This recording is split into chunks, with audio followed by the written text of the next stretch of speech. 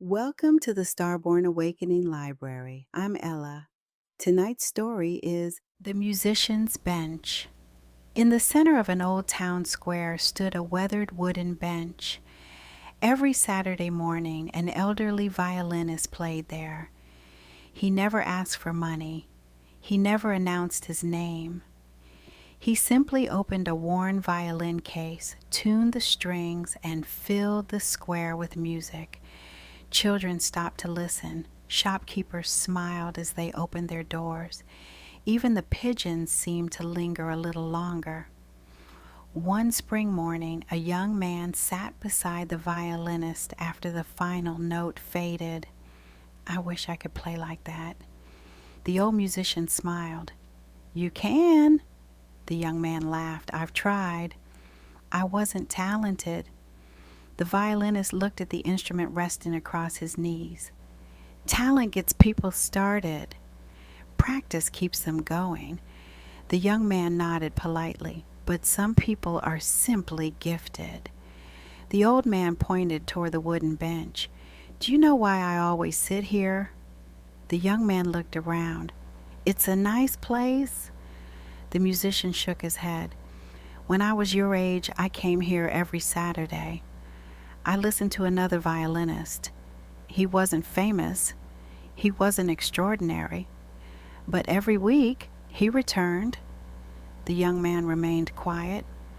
"I realized something. It wasn't his music that changed my life. It was his consistency." The old man gently traced the worn edge of the bench. "Every Saturday, rain, sunshine, cold, heat, he came. And little by little, so did I." The young man looked at the polished places where thousands of hands had rested. "This bench remembers every person who decided to return." The violinist nodded. "Mastery is rarely built in dramatic moments. It is woven from ordinary mornings. One practice, one page, one conversation, one kind decision, repeated."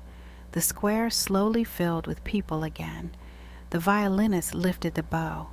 Before playing, he quietly said, "People celebrate the concert. They rarely celebrate the years of empty benches." Then the music began. It wasn't louder than before. It wasn't more complicated. It was simply honest.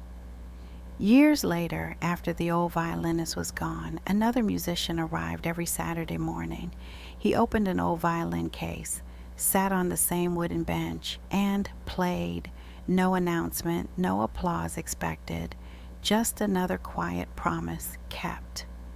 Perhaps our lives are shaped less by extraordinary days, and more by the ordinary ones we faithfully return to, the habits no one notices, the kindness no one applauds, the practice no one celebrates, until one day they become the music others remember. Thank you for tuning in to our channel. Until next time, be gentle with your heart.